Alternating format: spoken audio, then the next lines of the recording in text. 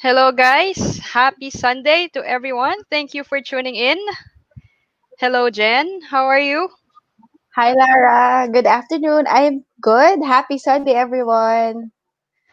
Thanks for tuning in, guys. As you know, this is the very first episode of Coffee with the Titas vlog.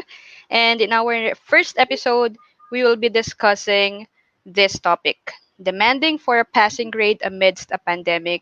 Is it a student right or is it entitlement? Interesting, right, Jen?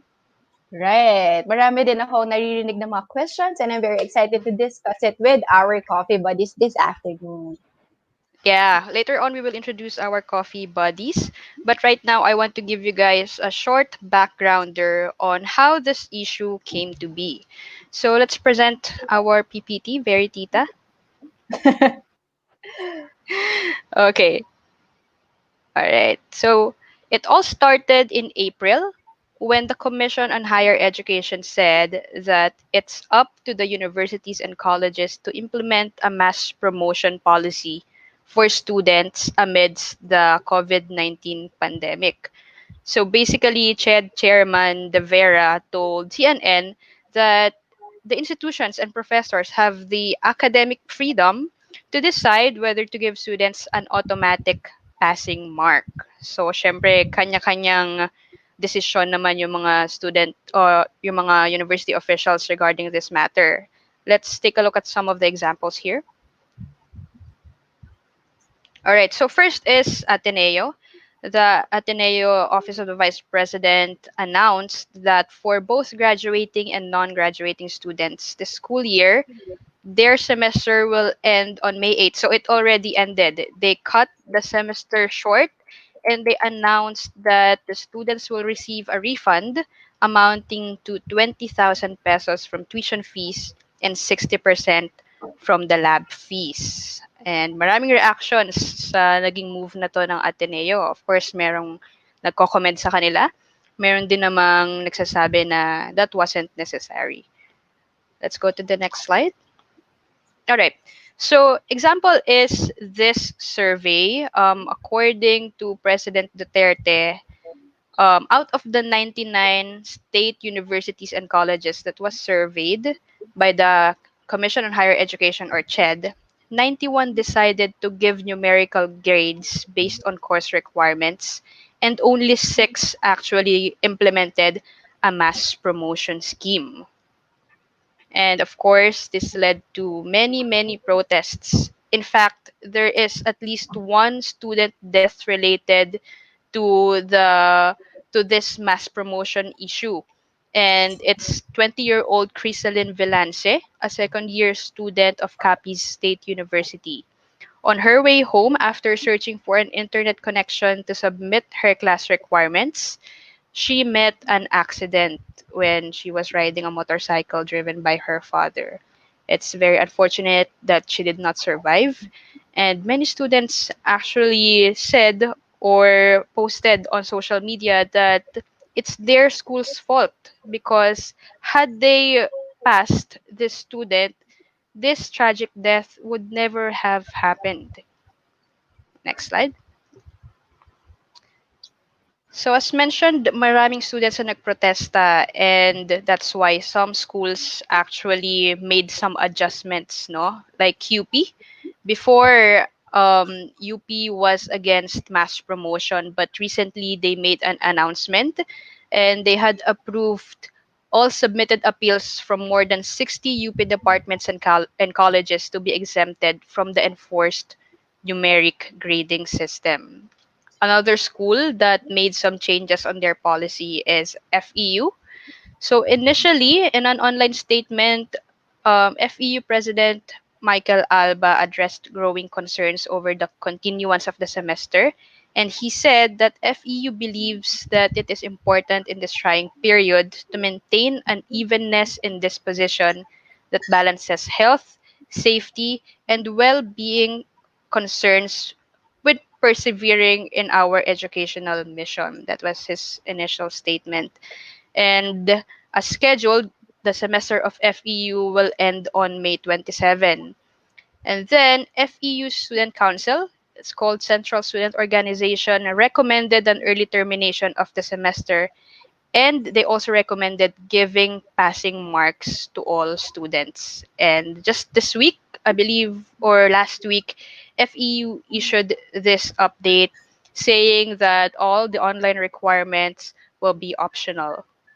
And we will talk more about this when we introduce our first guest, student leader from FE. All right, so that's a short background on our topic for today. Later on, we will discuss these comments from social media and we will let our guests comment on them. For now, Jen, let's do maybe a short background on this show and what we're going to be doing for the next weeks before we introduce our guests. All right. So again, good afternoon, everyone. So thank you for tuning in our pilot episode. So basically, this conversation or this session is called Coffee with the Titas because obviously, Lara and I have become titas.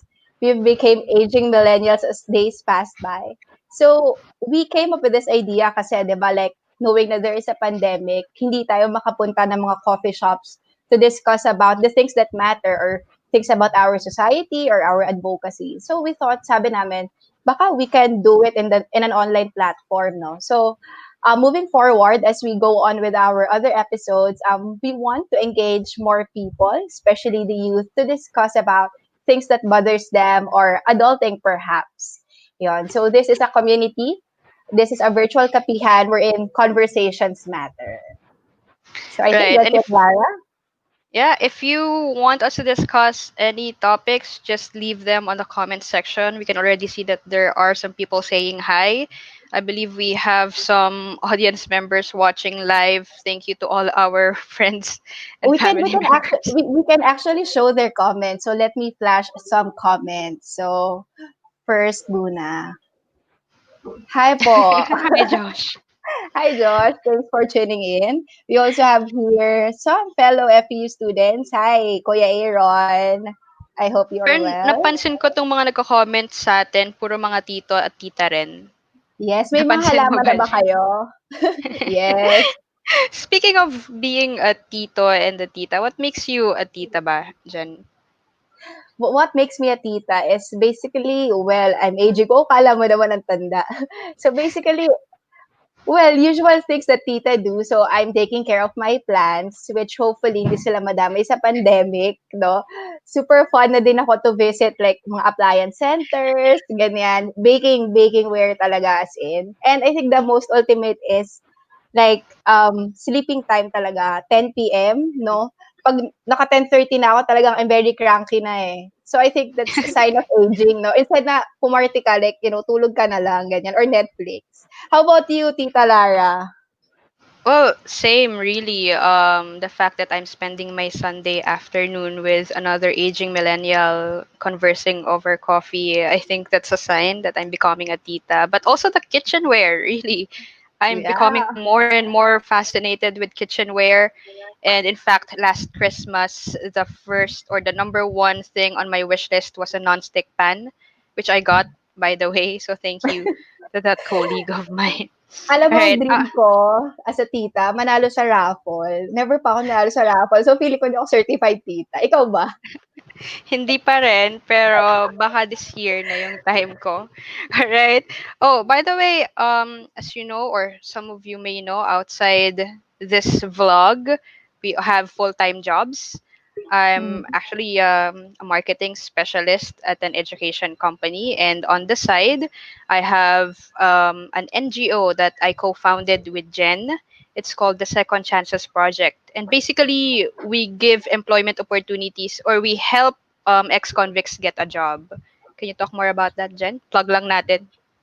Yeah, so we will take this opportunity to plug our current no initiative for them in this COVID pandemic. So let me just share my screen for a while. Nakikita ko yung boss ko nagko-comment sa sa comment section. Please leave me So, alone. It's not work day. so plug ko lang. Ayan. So, again, Lara and I are from the Second Chances Project. So, what we do is that we help persons deprived of liberty get a job through employment or entrepreneurship. However, right now, what we do is that we raise funds for them para matulungan din sila in these trying times, no? So we've recently launched our care package, no? Para sa iba sa atin ng mga tito and tita, this is just the shipping fee of our online shopping, no? So each care package would include the following as you see on your screen. And it's just 300 pesos, guys. So imagine a life that you can protect in just 300. And thank you also to those who already donated. Yan. So Lara and I are already working on the consolidation of all the donations and we'll proceed na to the procurement. There. Yes, thank you sa lahat na nag-donate. Okay, that's it for our introduction. Now it's time to welcome our guests. All All right, right. so Take it the away. very first guest is Remle Cadelina. She is a student leader, a debater, and currently she's the vice president of the FEU Oratorical and Debate Council. Hi, Remle. I think you are on mute. Kindly unmute. There you go. Yan. Si Remle yata ang pinakabata nating guest for today. Yes. What about our second guest, Jen? Our second guest is um, he is actually educator and an active youth advocate, no. He also gained his master's degree in Somerset University in Thailand, wherein he studied a master's in Asia Pacific Studies. No, he is also an alumnus of FEU, and at the same time he is currently a PhD student in the University of the Philippines, Diliman. So let's all welcome Nathan Sison. Hi, Nathan. Hi, everyone. Hi, Nathan. For our third guest, we have an educator, a public servant, and a co-founder of I Am Making a Difference. In short, I Am MAD, volunteer organization focused on mobilizing the Filipino youth and empowering our future generation to discover their dreams and passions, adopt a more values-oriented mindset, and eventually make a difference. Wow, what an intro. Please welcome Mr. Christian Marx Rivero. Hi, Christian. Happy Hello, Jen. Sunday. Welcome. Everyone. Hi, Lara. Welcome to the show. Right, let's get started. I'm gonna start with Remli. Okay, hi Remli.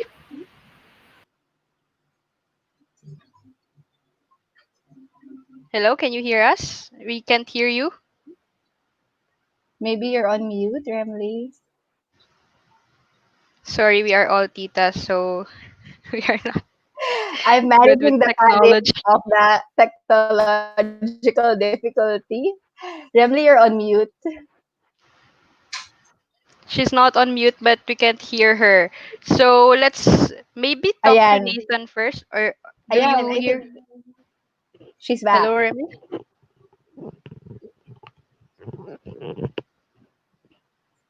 There. Remley?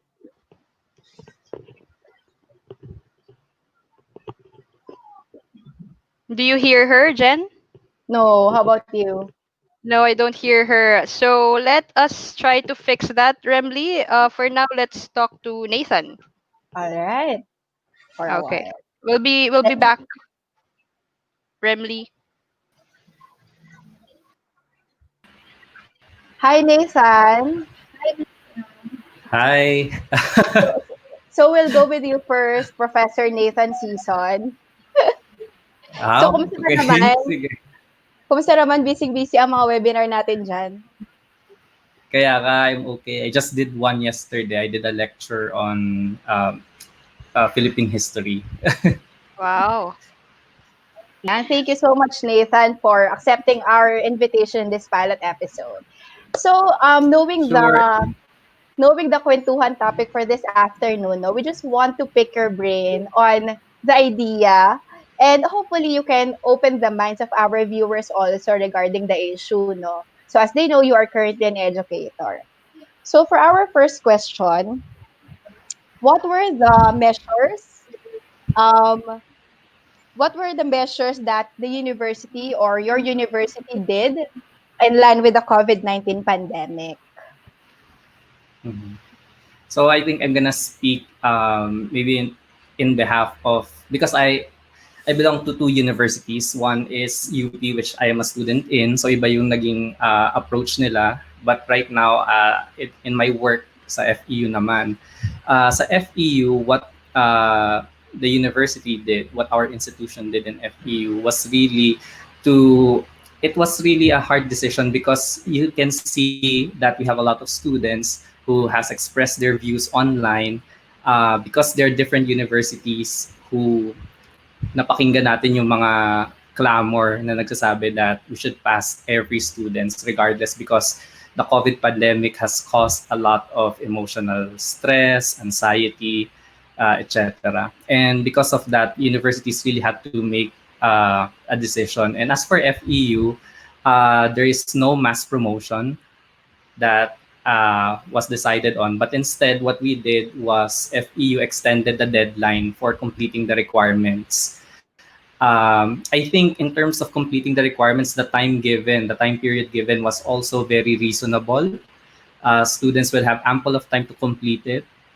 And I think personally, this is my own take. I may be wrong because every students, they have their own different circumstances that they are facing. Some of them logistically, they're a challenge. Some of them maybe they don't have a good connection wherever they are because some of our students they went back to their own provinces. Diba? So we really can't speak much for everyone, but that doesn't mean that everything has to stop. So for FE, the decision was to extend the deadline to continue uh, to continue what we have started. That's why ang katapusan ng semester sa FEU is on May 27. But students have the ability or the chance to submit their requirements until August 1 pa.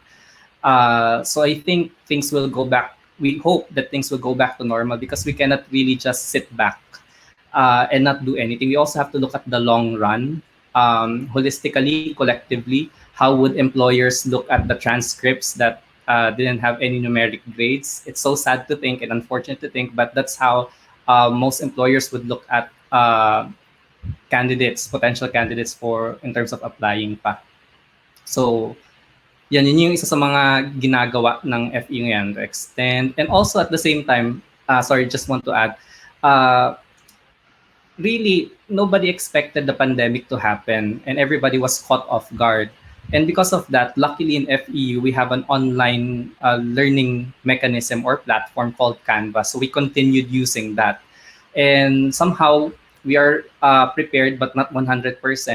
So we resorted to this, what we call more of emergency response teaching rather than really adopting an online, comprehensive online type of teaching. Kasi, of course, it's unprecedented. But what I'm proud to announce, FU as an institution, is they're gonna train their faculty in preparation for the upcoming school year.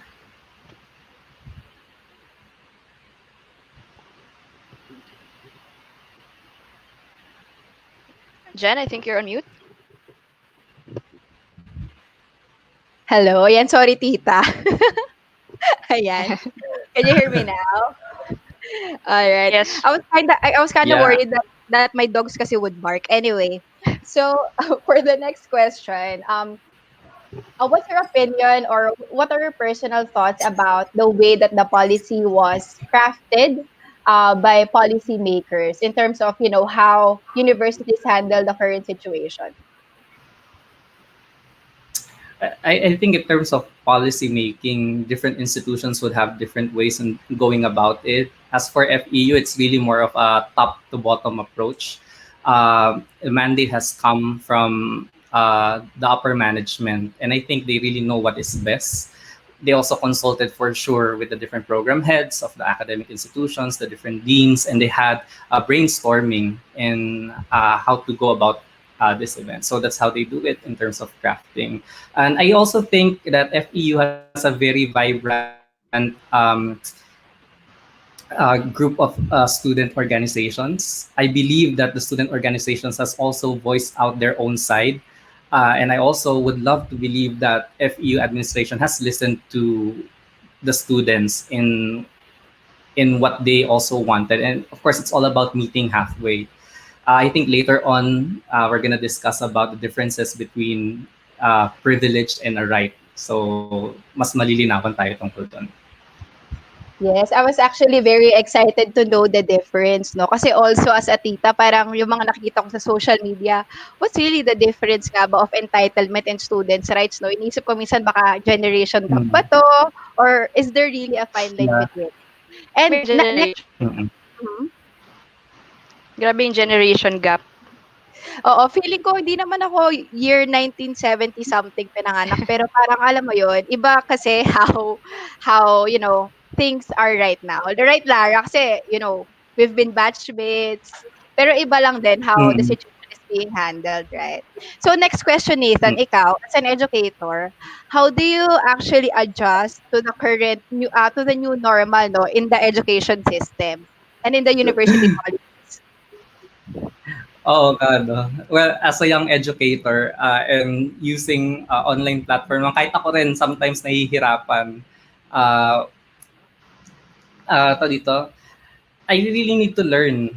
Again, as what I'm saying, there is a strong institutional support naman from FEU side. Ngayon, i-undergo sa training yung mga faculty how to actually make the most out of the online learning tool namin, which is Canvas. As for me personally, I have my own ways. There was an instance nung wala pang mandate from the upper management. I did a type of like commentary lecture using YouTube, and then I sent the link to my students kasi YouTube is more accessible to them Mm. rather than alam mo, yung opening pa dun sa online tool namin. So it's really being creative din eh. So that's one of the things that I did. I also created a Facebook group, a messenger chat kung saan nandun lahat yung students namin. So para maraming channels of communication saan man. So there's really no parang excuse na, sir, hindi namin natanggap. And at the same time, I think Messenger is also offering free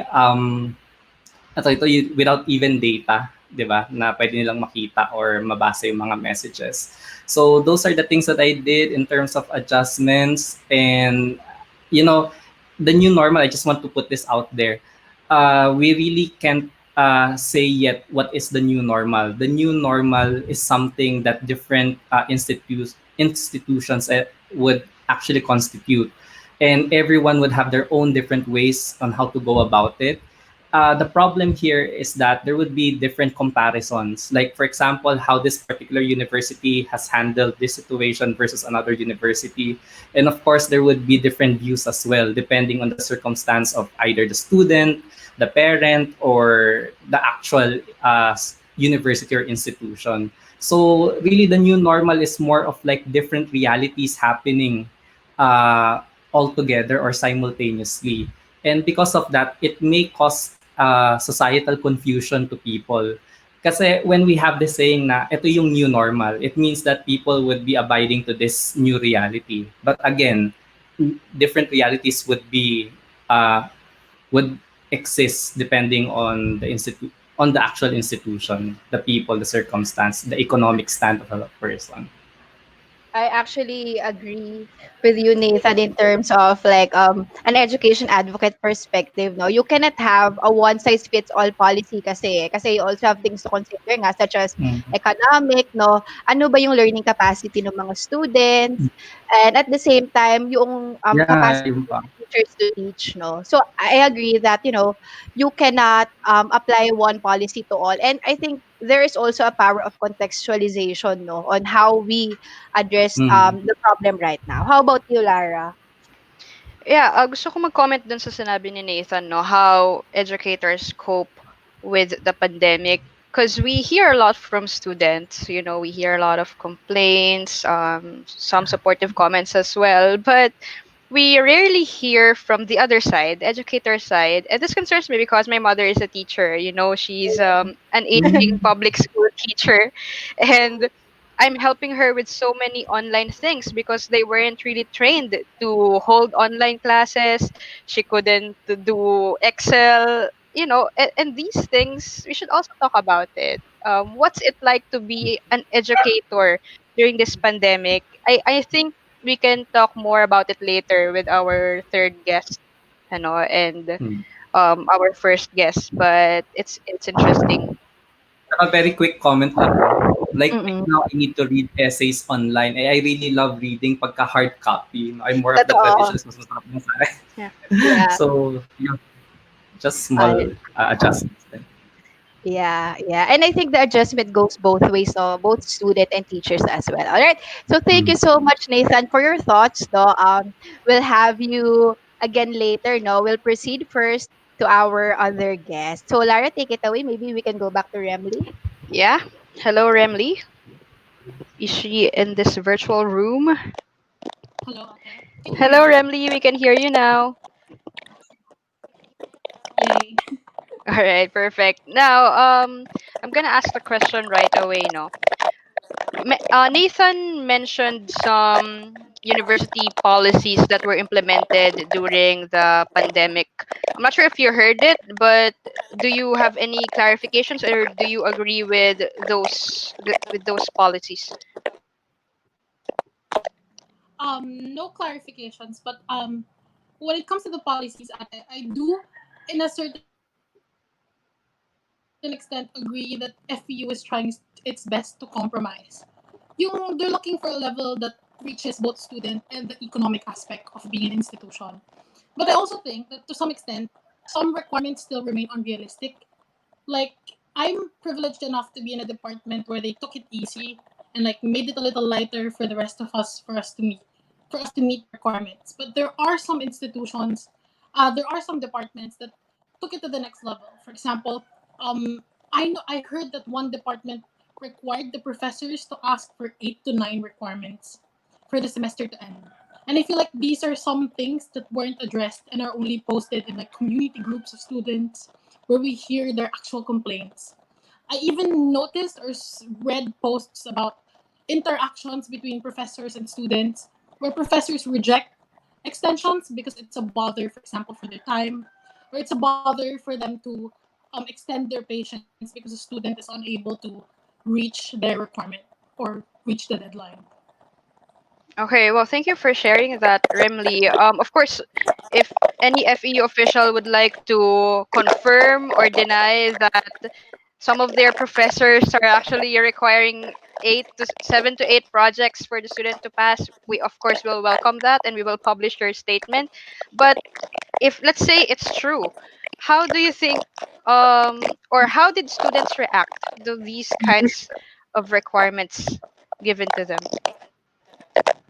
Speaking on a more personal level and being a witness to a lot of student groups, a lot of them have expressed anger towards it. But of course, like a minority group would support the teacher, saying that we have to disregard the circumstances because it's the modern day and we have access to internet whether we like it or not. But for the most part, it's starting to become a narrative between students of empathy or apathy, where they have to look at each other in a level of compassion. Because what students are doing right now is sharing their struggles within each other. And I think that's the strongest narrative that we're trying to fight for with student councils, for example, or student leaders. But of course, being in the middle of that, it's very difficult for us to like pitch in or demand something or create statements that want or that directly only sides for the students. Okay, well, how would you have wanted the university to handle this whole situation? Would you have preferred a mass promotion, let's say? Well, of course, everybody would want the mass promotion, but I think it's because of survivability. Um, if I look at it as a student only, mass promotion is the best way for all of us, especially considering circumstances like this being a health crisis, there being anxiety, this being a third world country. Mass promotion is the best option. But if you're a student leader and you have to look at money, you have to look at financial issues. I think that currently what they did, the way that FEU adjusted, for example, the WRP being not not being included in what counts for student scholarship, or the compromise that they're creating now, is for the best, or is something that I ultimately agree on at the current time. All right. Well, thank you for giving us your opinion on this matter, Remly. We'll ask you more questions later on, okay? All right. For now, let's welcome our next guest, Jen.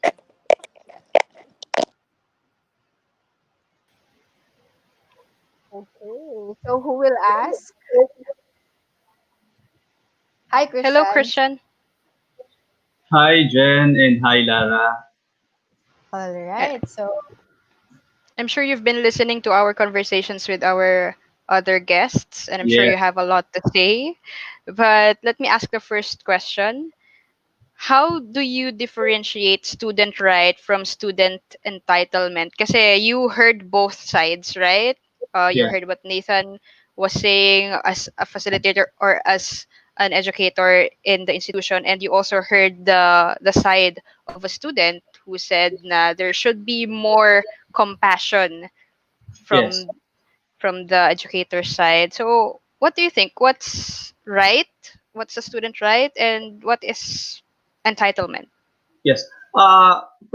First, before answering question, yung right and entitlement siguro, Lara, I would just like to mention about the copies. You mentioned about the copies incident, no? Kasi we have to double check this kasi baka this is fake news kasi according to the CHED, tapos nang magpasa ng mga requirements yung estudyante, April pa lang, so tapos na siya. So we have to double check this issue, no, this copies incident. Although may mga cases talaga na ganito. But of course, we don't want to share any fake news, di ba? Napaka-importante yun. Okay.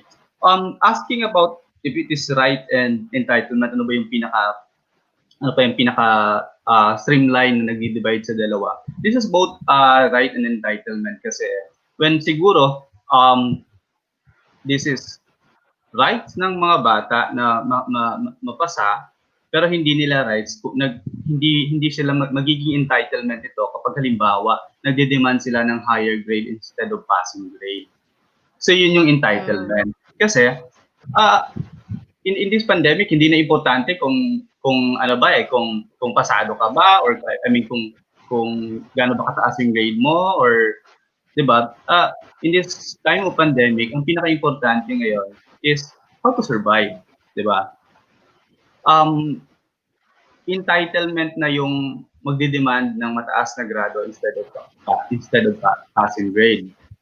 Kasi um ang mga universities naman natin pinag-aaralan din naman muna lahat ng decision bago ilabas ito, 'di ba? So there are some universities na nagre-require pa rin sila ng requirements kasi may mga research sila na uh, capable ang kanilang mga estudyante doon sa pagpapasa and then ng mga requirements and then there are some universities nga na in-extend nila ng mahabang oras yung pagpapasa ng requirements. So may ganung issue but of course hindi yun lahat kasi may mga students din tayo na malayo talaga at wala silang hindi sila capable, no? So doon siguro sa line na kapag nagde-demand na yung estudyante ng mas mataas na grado, that is entitlement. But rights ng mga bawat bata na ma-promote in this time of pandemic. can I can Thank I you. just add to that?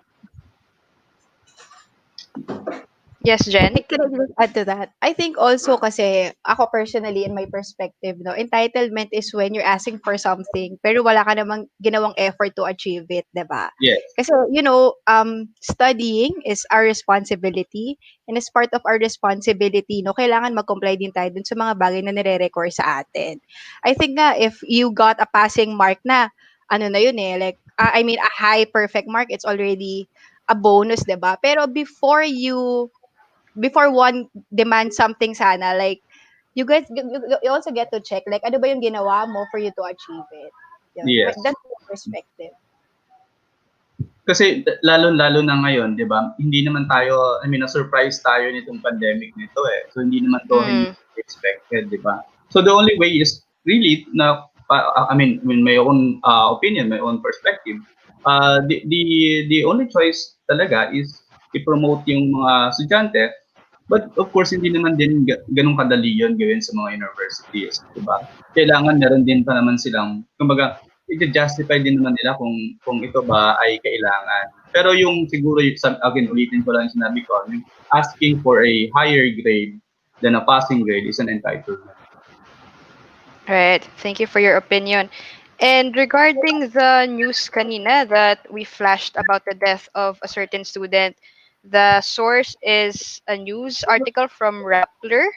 Mm-hmm. So, I'm gonna check later kung meron pang mga ibang sources na makikita tayo. Kasi sa mga pronouncement sa mga Senate hearing at sa Congress hearing because of this pandemic, sinasabi na ng CHED that this one is fake news. So siguro we have to double check this kasi importante din na makita talaga natin kung ano ba talaga yung totoo. Kasi according to I think that's Capiz University or ang sabi na mismo ng president doon ay hindi ito totoo kasi nakapagpasa na, nakakomplete na ng requirements yung bata nung April pa lang. So, I think we have to double check this issue. Yeah. Agreed. All right. Thank you, Christian. Do we have a next question, Jen? So for the next question, you mentioned earlier, Christian, na the difference between entitlement and rights, no? How about you as an educator, no? In this time of pandemic, what do you think should school prioritize at this time? Yan. Okay. Actually, medyo meron na akong medyo na akong hint doon sa kung ako yung admin, di ba? Kailangan ipasa na to. I mean, we need to check our priorities this time. Ano ba talaga? Gusto ba natin ng mga estudyante na pahirapan pa because of the situation? Kasi hindi naman lahat-lahat ay pare-pareho ng sitwasyon eh. Hindi lahat may access sa internet, 'di ba? So, anong pinaka-importante? Ano bang pinaka-importante? Yung grades ba? Nung kailangan nating maipasa yung na kailangan pa nating pag-aralan or yung situation ngayon na we need to survive, 'di ba? So, bilang bilang halimbawa admin, mas iisipin ko na i-promote na itong mga kabataan kasi these grades are nothing naman eh. Wala naman, hindi naman to pag-uusapan. Paano mo pa pag-uusapan itong grades kung halimbawa naging biktima ka ng COVID, 'di ba? So, in this time of pandemic, hindi na importante kung sino ang mga mapapasa at sino yung hindi. Ang importante nito is lahat tayo walang maiiwan at saka lahat tayo ay makakasurvive sa ganitong situation of this pandemic. Kaya sa perspective ko, dapat mas okay pa yung mass promotion na lang. And kung meron mang gustong mga requirements pa ang mga admin or the schools, kailangan masiguro talaga nila na lahat ay may access, hindi lang yung iilan. Kasi there are some cases din na reported cases na um, umaakyat sila ng bundok just to pass the requirements, di ba? So yung mga ganong issue, dapat yun yung tinitingnan ng mga admin kasi importante yun. Ibig sabihin hindi siya pantay na karapatan, di ba? Yeah. And that's how it's injustice. Yes, and Okay.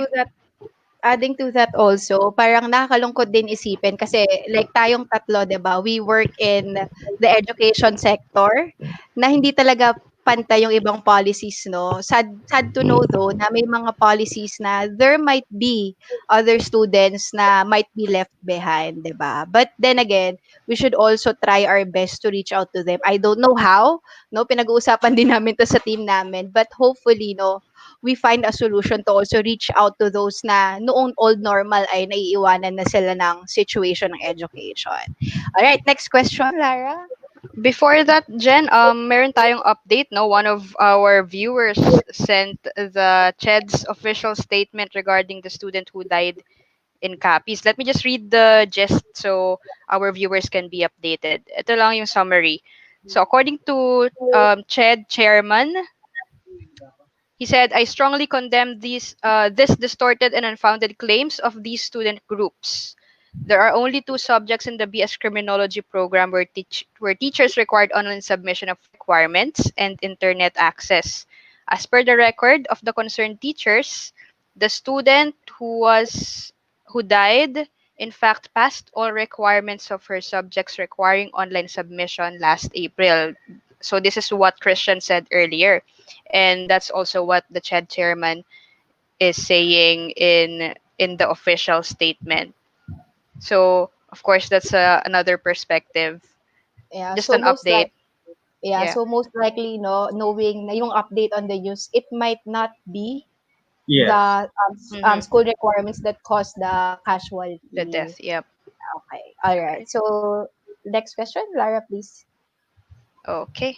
So, what advice can you give to the students now who are in dilemma of judging between their right and entitlement? Marami talagang nagde-demand ngayon. Of course, some of the comments are valid, definitely. But meron din talaga ako nakikita na nagde-demand ng uno or the highest grade that can be given to them. What's your advice to those students? Uh, s- Siguro importante yung i-ground mo yung sarili mo sa ano yung importante this time, 'di ba? Is it grade, 'di ba? After this pandemic, importante ba na naging cum laude ka or naging magna cum laude ka or summa cum laude ka or with honors ka, 'di ba? So, bilang estudyante, mas priority mo ba ngayon yung grades mo or yung health mo, 'di ba? So I think there are some students actually na or parents of student actually na this year hindi mo na sila papasok kasi ang priority nila is health and life, 'di ba? Choosing between life and grade, of course life tayo, 'di ba? So, there are some students na hindi mo na sila papasok this year, no? Especially yung mga student na galing sa mga probinsya at gusto mag-aral dito sa Metro Manila kasi andito yung mga mas magagandang university, sabi nila, 'di ba? But now they choose na hindi pumunta ng Metro Manila because they choose life instead of academic or grades, 'di ba? So this the same advice ko siguro sa mga estudyante. Um ano bang priority ngayon? Ano ba ang gusto niyo ngayon? It's your grade ba? It's your grades ba or yung health, 'di ba? So importante 'yon. Okay. Yeah, prioritize your health, guys. That's the most important thing. And at the same time, siguro in terms of rights or entitlement, no, then again, ako importante kasi sa akin yung i-check mo muna ano na yung nagawa mo for academic grade. Baka naman kasi nagde-demand ka ng, it's my right to pass, no, knowing the pandemic. Pero then again, before ba in the old normal, nung may time ka to accomplish your academic requirements, did you even do your part, diba? Again, babalik ka dun sa ano yung ginawa mo for you to comply, ano yung ginampanan mo ba yung responsibility mo, 'di ba? Kasi when you ask for something tapos yung pala wala ka namang ginawa in the onset, parang 'di ba, that's entitlement naman. Tama ba, Christian? Yes, oo. Ang hirap din kasi nun sa part ng administration na ipapasa din yung mga estudyante. Ang Especially hirap yung mga magpasa ng estudyante. bata na zero, ha? Like Yes. total zero. Saan mo huhugutin yung grade, 'di ba? Yes, alam mo kumuha ka na naman sa kung saan-saan, 'di ba? So, ayun, importante talaga. Pero sa akin nga, sabi ko, importante na ang priority ngayon is survival instead of grades. So, dapat ang pinag-uusapan talaga ngayon is how we're going to survive. Kasi after this pandemic, pwede naman tayong mag-aral ulit kung gusto mong mag-aral. Anyway, ang pag-aaral naman ay continuous, di ba? Buong buhay kung pangarap mong mag-aral, di buong buhay kung mag-aral. At the same time, I think importante din na academic institutions would also revisit yung mga requirements, no? I remember in one discussion we had last week, no, importante din na we revisit yung regulations. Baka it's also time for us to maintain pa din yung essentials, but at the same time, i-adjust mo siya accordingly para naman yung Yeah. mga bata maka-deliver pa din, di ba? I think talaga adjustment should go both ways. How about you, Yeah. Lara? As you know, an education expert also. What are I'm your not an thoughts? expert, but uh, I Humble ka. really think I really think that there should be a balance, no? I totally Yes. agree with Christian na it's every student's right to get a passing mark. My God. Hello, Joey, from the comment section. But at the same time, I agree with you, Jen, na there is such thing as asking for too much. You know? I think ang mga concerns kasi dito is yung scholarships. Merong mga estudyante na mahinahabol na grade to be qualified for a scholarship. Nakita ko naman sa statement nung FEU kanina na hindi isasama sa computation na scholarship yung mga subjects na affected nung pandemic. So, I think that's great on their part and kudos sa mga schools na nakikinig talaga sa student bodies nila making these adjustments for the Right. student.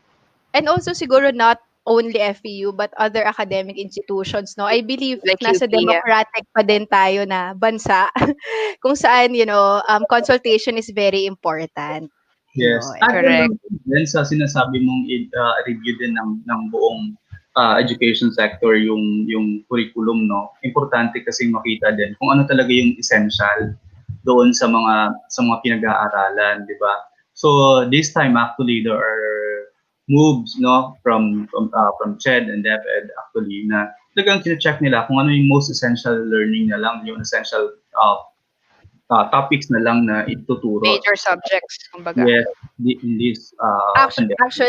actually, Importante. actually ako nga as a tita and knowing na I have a younger sibling here sa bahay, parang iniisip ko, it's more important to teach life skills rather than, technical knowledge. Kasi tayo, what do we need right now? What made us survive, di ba? It's the life skills, it's basic literacy, Yes.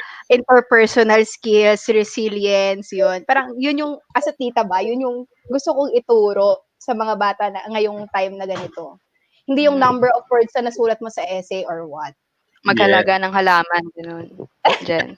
Hindi ako expert doon. Okay. Wala credibility ko. Alright. Well, thank you again for your statements, Christian. No, I want to welcome back our other guests kasi we heard from all our guests pero now we want to hear from the people on social media. So nag-screenshot kami ng mga comments regarding this issue and we'd like to hear what you guys have to say about these. Remle, are you with us?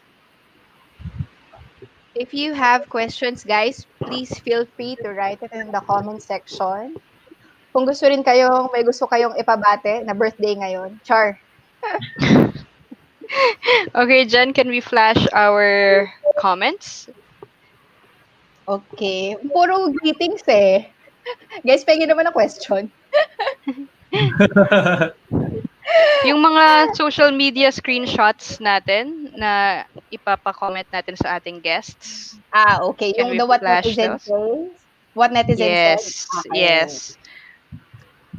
Remle, Let, if you're here, please reconnect. let See, me this just... is one thing yung internet connection these days, bumabagal talaga kasi lahat nag-aagawan ng signal. Oh, and kagabi kinakabahan ako kasi baka mamaya, nako. Naka-mobile data na nga ako yung wifi namin, Diyos ko naman. Wait, let me just flash this one. Yeah, full screen. Okay, so this is a post. Of course, all of the posts will be anonymous for the sake of privacy, but I did get these from social media. All right, first, one comment dito sa news article na to about UP teachers passing students before end of semester. One netizen said, "Seriously, if I were teaching in this institution, or this situation, I'd do the same. I'd pass my students. Why? The situation is itself stressful. The pandemic is no joke. Requiring students to submit homework and tasks, even with extended deadlines, will add to their stress. I'd prefer that they focus on their family, maybe spend time talking to their friends, family members, or simply play TikTok. These may be lame for some, but that's one way to deal with this situation. I'd like to see my students happy, healthy, and healthy after this pandemic." I think, Nathan, you should comment on this as an educator yourself. I can't see myself sa screen. Okay, nandito ba ako? Am I live here? Yes, yes, you are live. We're live. Let me just... Hello, yeah. I think at the same time, of course, if you're working under an academic institution and they have a mandate, you also have to follow. May comment on that particular comment. is, yeah, I think we should prioritize our health. But come to think of it hypothetically, of what if the pandemic lasts for more than 3 years, let's say? Of course, nobody wants that to happen, right? So there should be certain adjustments that has to be done. So I think that there should be a fine line on how to do things. Well, you guys are saying earlier that mass promotion should be the way to go since we are prioritizing health. I do agree because it's an adjustment period. But I think at the same time, after this incident, like we should think of ways already on in terms of preparing ourselves for the next coming school year. Because yes, while everyone can study naman maybe after this pandemic, but the problem is that we really don't know until today kailan ba matitigil ang pandemic na to. So at the same time, we also really have to think of ways as well, because we have to continue. We have to continue our life. We cannot stop. We can't stop learning. And at the same time, ang problem din kasi dito is also the quality of how faculty are teaching online.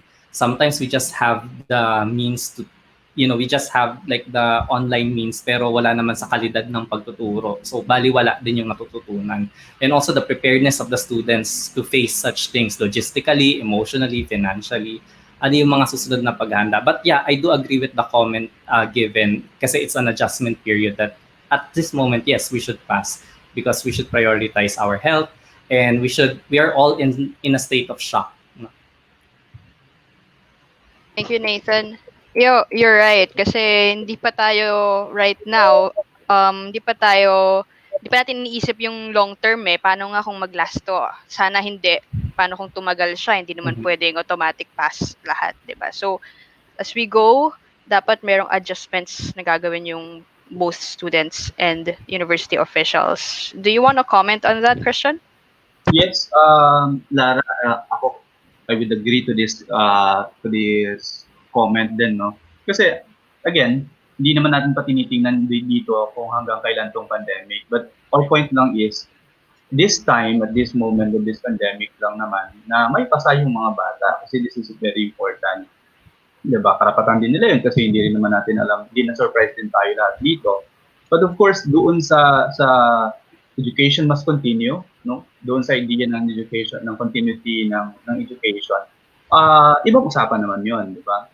Talaga namang magkakaroon talaga ng isang issue ito kasi sino yung mga capable na mag-aral online, sino yung may kakayahan na mag-aral online. So that's another issue. But this time, most important is kailangang maipasa ang mga estudyante and then prioritize ang health. Okay. All right. For the next comment, I would like Remle to comment on this. Remle, are you with us?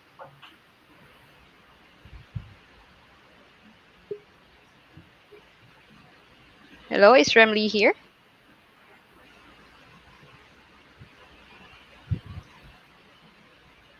I think Jen? she's not here. Wait, let me just put her on screen.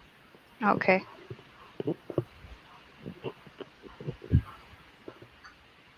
Wait for a while. All right. There. Okay. But I think she's kind of reconnecting. Hello. All right. Let me read out first. Okay, Remle, let me read out to you the next comment from social media. Can we flash it, Jen? Wait. All right. This netizen says, online classes is not the best way to learn, especially in our situation right now. Some policies made by the universities cause commotions from the students. It may be the students' right to voice out, however, some of them are overreacting.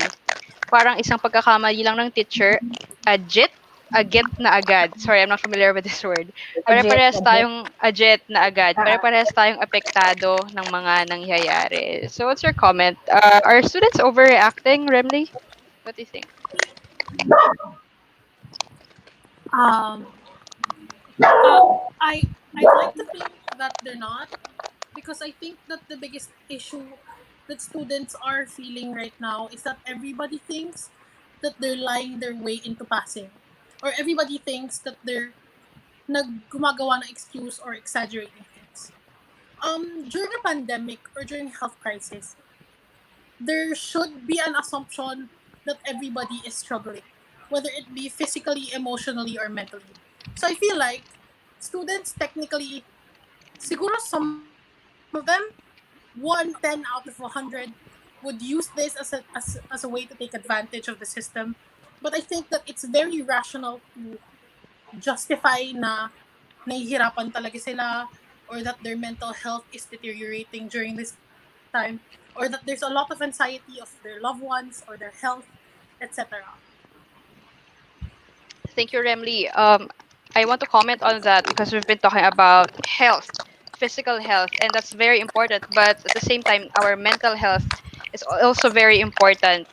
Like right now, I'm working from home, and I always thought that I'd be very productive while working from home. Pero since I started working from home, it's not really the case. The time seems slower. I feel more tired. So it's not working from home itself. It's the situation that we're at. We're working from home while we're in the middle of a pandemic. So it takes a toll on our mental health. And that's why I agree with Remly na there should be an assumption that people are suffering mentally, physically. And that's why I also agree na hindi naman lahat ng estudyante nag-overact regarding this. But meron ding iba. Merong isa Yeah, or dalawa ako nakikita. But yeah. majority, I think may valid point naman sila. Correct. And also, no, isa din na alarming in the pandemic right now is that not everyone has a conducive learning space at home, no? So, actually, isa pa natin Mm. kailangang isipin is that paano yung mga bata na nakatira lang sa, like, sa mga maliliit na bahay na barong-barong, halimbawa, na marami sila, ganyan. How can they pass their requirements? And at the same time, di ba, paano yung mga parents na low read and low write? How can they help their kids in terms of recall this studying from home? Those are questions na mahirap sagutin, but we'll see when we get there, diba? So those are also realities then. Right, All okay. right. Let's flash the next one. We deserve a more pro-student decision. No to numerical grades, no to online learning, refund for all. Okay, Nathan, what say you?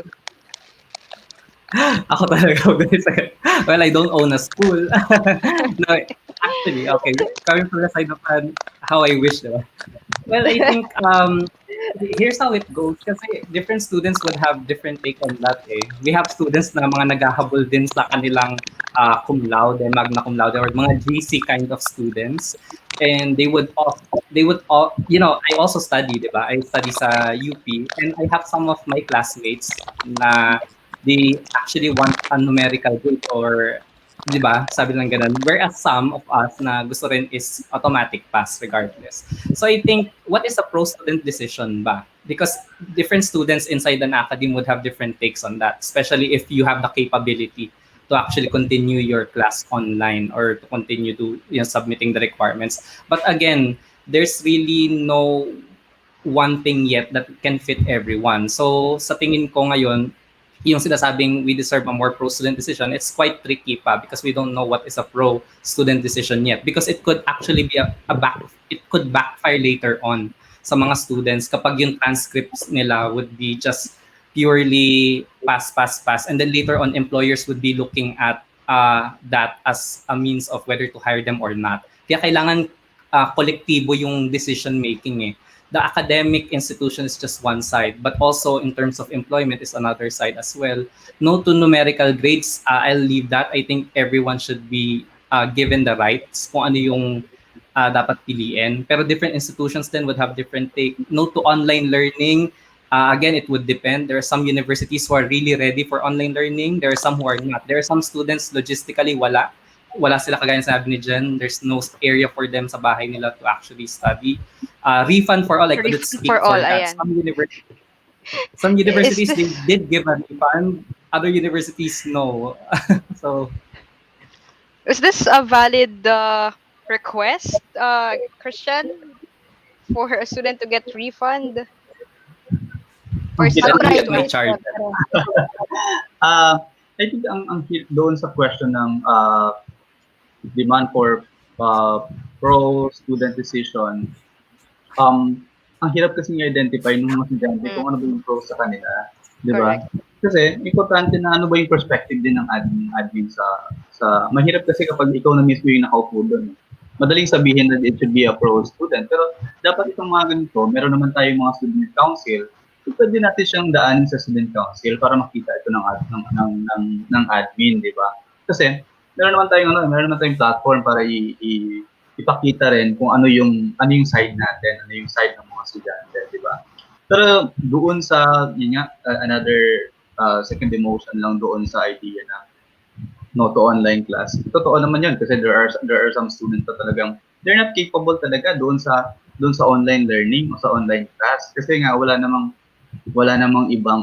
yung ibang estudyante dito sa Metro Manila ay nasa boarding house lang nila, nakikitira lang din, 'di ba? So, mahirap itong bagay na ito kaya kailangan pag-aralan din talaga itong mabuti. Doon sa refund naman, mahirap 'yon kasi sa part ng administration, kailangan din nilang mag-continue, 'di ba? So, there are some schools ang ginawa nila doon sa mga natipid na hindi nagamit ang mga pera is I heard this school is bumili sila ng mga USB ngayon para sa kanilang lahat ng mga estudyante na natipid nila doon sa previous na hindi nagamit na tuition fee na yun yung gagamitin nila ngayon sa kanilang online learning. So mga ganun issue na dapat nasusolve ito sa university level pa lang, sa school level pa lang. I think if I can share my thoughts also on that, no, I think it's not refund, but more on refunneling of your fees, no? Tuition. Kasi right Mm. now, oo. Kasi lalo na kung nag-aaral ka sa public school, hindi naman po pwede na i-waive or i-refund lahat, 'di ba? But we have to spend the resources wisely. Say for example, all those na pinapambayad mo ng electricity fee halimbawa, why don't you think of a way for you to perhaps convert it to give say internet connectivity to the students, no? It's really more on reallocating the cost, I think, rather than refund. That's my Mm. personal take.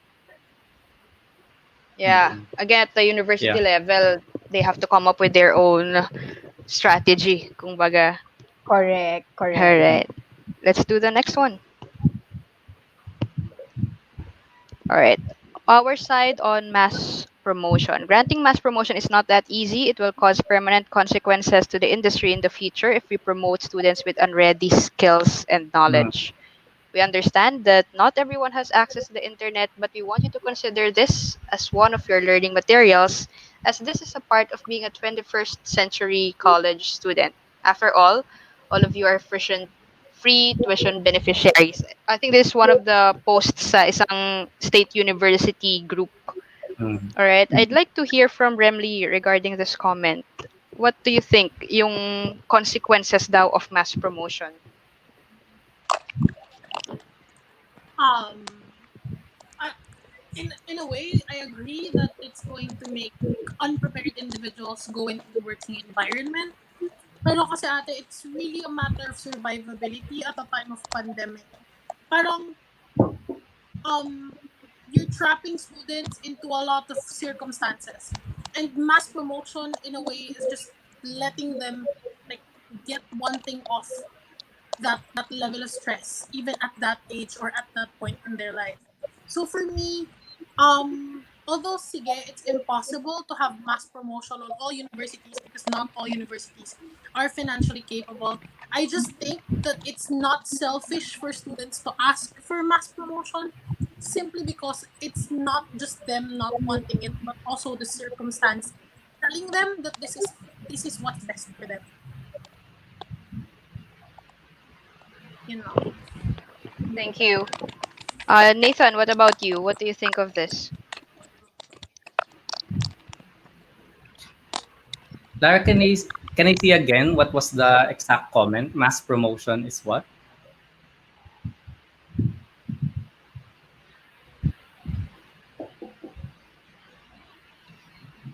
I think this was the one that I keep talking about in the long run. Yeah, Yeah, in terms of the consequences, we have to look at the long-term trajectory din kasi. Like, yeah, you pass all students now, and then later on, employers would be asking for a justification. There might be, if everybody, hypothetically, if all universities did this, then we're gonna have a year wherein all of the graduates had experience. Just hypothetically again, for example, a medtech student is a course wherein everybody has to know a lot of technical stuff. In fact, one semester has been gone from a medtech student this year. Kasi kung nagsimula yung pandemic ng mga around March, imagine yung mga pagdadaanan nilang mga kailangan nilang mapag-aralan. And then later on when they go to the hospitals, there might be some technical things that na kailangan equip sila but then they don't have. So I think kailangan creative din yung paggawa natin because at the same time I think granting mass promotion is not only not easy, but it will also harm students in the longer run. So papaano natin to gagawin? I think there should be a way, a continuation of how they can learn the things that were gone from them. So yun yung naiisip ko about that comment. So I agree, it's not easy. It will affect them in the long run. Pero at the same time, we have to also do our best as coming from an academic institution side, how to reach out to those students because it's not just enough to continue teaching online, learning online, but at the same time, we have to make sure that the things that they do online, they really absorb it. Minsan kasi sinasabi natin na, oh, may ano kami, capability kami to study online, pero are you motivated to do so? So baka masayang lang din. All right. Thank you very much, Nathan. Gwen, do you have anything to add before we go for the closing argument? I'm good with that. Yes. If additional lang. Ako, personally, I don't think so na makaka-apekto in the long run. Kasi this time lang naman ngayon lang naman, di ba? So, kaya importante din na i-review yung mga i-review rin yung mga most essential topics kasi kung, di ba, we have to remember na hindi naman buong taon isa-suspend yung or magma-mass promotion lang lagi. Wala namang ganung issue eh. Kundi this semester, di ba? And I don't think so na makaka-apekto yun sa in the long run. And again, kailangan i-review yung most essential learning kasi dapat ngayon pa lang na-check na kung ano talaga yung pinaka-importante tinuturo sa mga university or sa schools, di ba? So, nagkaroon tayo ng lockdown March na, di ba? So, sa ibang school patapos na rin ito eh. So, I don't think so na malaking epekto ito sa academic, di ba? Pero magiging malaking epekto ito kapag buong year, kapag lagi na lang i-mass promotion. Siguro this time kasi preparation naman eh. Yeah. Jen? Thank you, Christian. Yeah, Yes, Nathan? Yeah, Christian, no? I think so. The one I'm pertaining to about makaka-apekto sa long run was for the graduating batch of this year also. Kasi I also am part of the Career and Placement Office ng FEU. And also, we have been discussing this also na papaano itong mga graduates. And also, we are doing a discussion then with some industry partners. What are they gonna look into when this batch, itong particular batch na to? Because it's an adjustment period din talaga. And yeah, I agree. And I think to summarize everything, all points are valid, and no one's really prepared for the pandemic. But I think the good thing is that every institution, every individual, every teacher, and every student is trying their best, to still deliver quality education despite the challenges. So Lara, yung ating closing argument. Okay, so in summary, you're in 2 to 3 sentences. For your closing arguments, answer this question. Demanding for a passing grade amidst a pandemic, student right or entitlement? Let's start with Remle.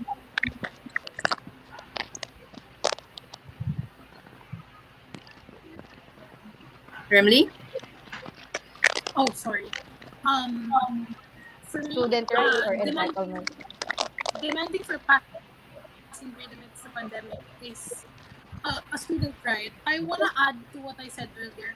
I feel like it's more than the aspect of survivability. We also have to consider that students right now, or most of them, cannot afford to repeat another year or cannot afford to enroll another course. So considering all of these things, as well as the anxiety and as well as the fear, administrations has to adjust to a certain compromise. Because what's happening right now is that institutions are shutting down what they what the students are feeling on a personal level because they have to adjust for economic stats.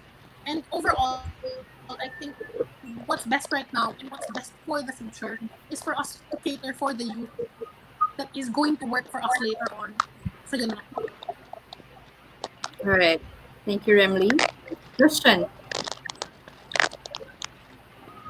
Ano na nga yung question?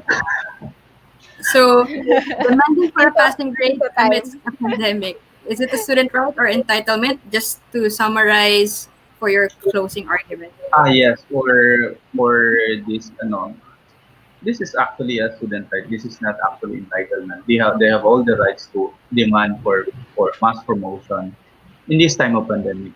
Kasi napaka-importante na mas priority natin ang health natin this time. And of course, the survival. Huwag na tayong mag-add on doon sa mental health ng mga bata.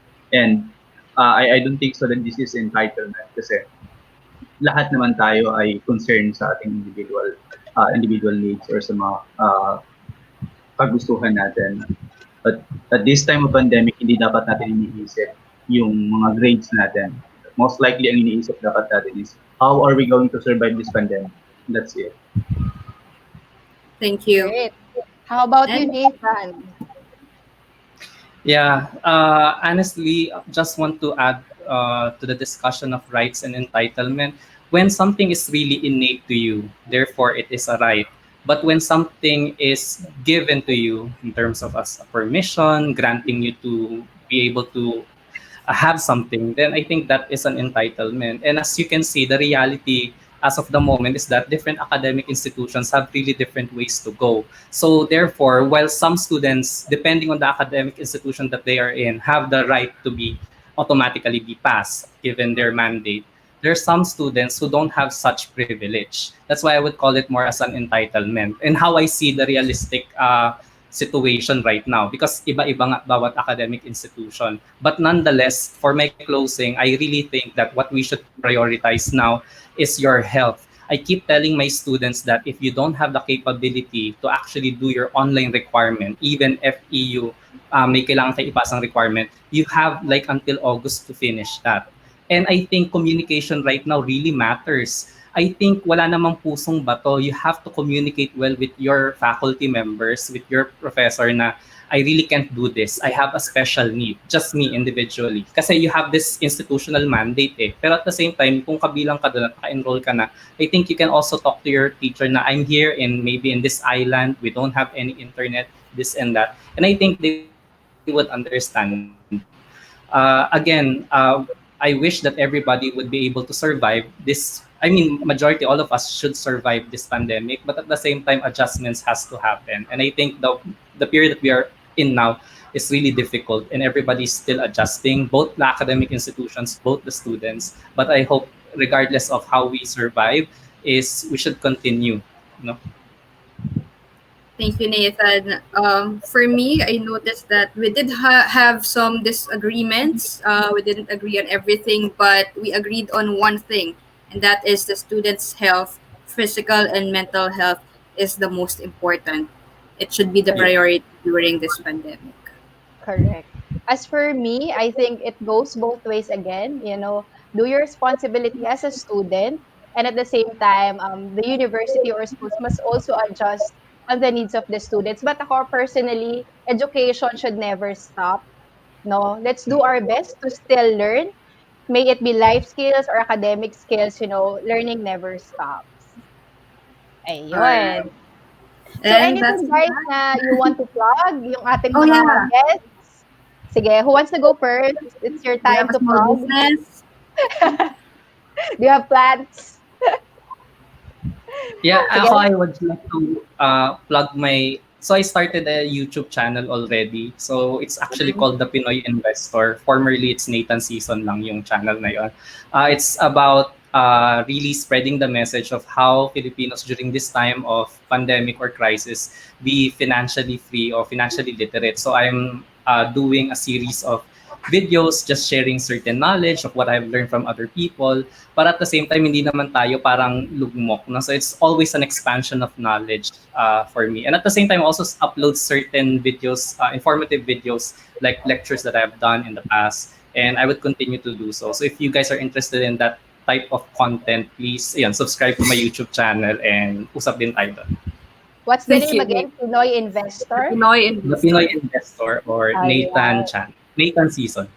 Sige. All Thank right. you. Thank you so much, Nathan. How about the others? Yes, sa amin naman, we have this fundraising, the Kapit Mindanao. Just visit the page of Kapit Mindanao sa uh, Facebook. And sa IMAD, we also have this kwentuhan with Kuya Christian. Binabalik namin yung kwentuhan with Kuya Christian. Mag-usap tayo every Saturday 8 p.m. sa via Instagram. So, pag-uusapan natin yung mga bagay na issues, no? Lahat na pwede nating pag-usapan. Okay. Thank you so much, Christian. How about you, Remle? Anything you want to plug? I don't have much. Just for the future, like enrollees of FEU, or for those who have siblings who wants to enroll to FEU, try out debate. Try FEU Oratorical Debate Council. It's really fun to debate, and it's a way for everyone to Woohoo! exercise their critical thinking. Go Oradec. Yeah, yun lang. We are actually alumni of the Oratorical and Debate Council. I was Yes. during the training in 2014, and then was Yeah. chair. Yeah. So yes, do Yeah. join Go usage. Oradec. Yeah. I was Okay. chairperson, I think 2014. Yeah. Yeah. All right. Sige. So I think that's all for our first episode. Thank you Thank very you so much to much, all Ren. our coffee buddies. And of course, we want to plug the Second Chances Project. No? So cheers, guys. Thank you All for your right. time. Thank you for tuning in, everyone. Till next episode. Bye. Bye. Thank you.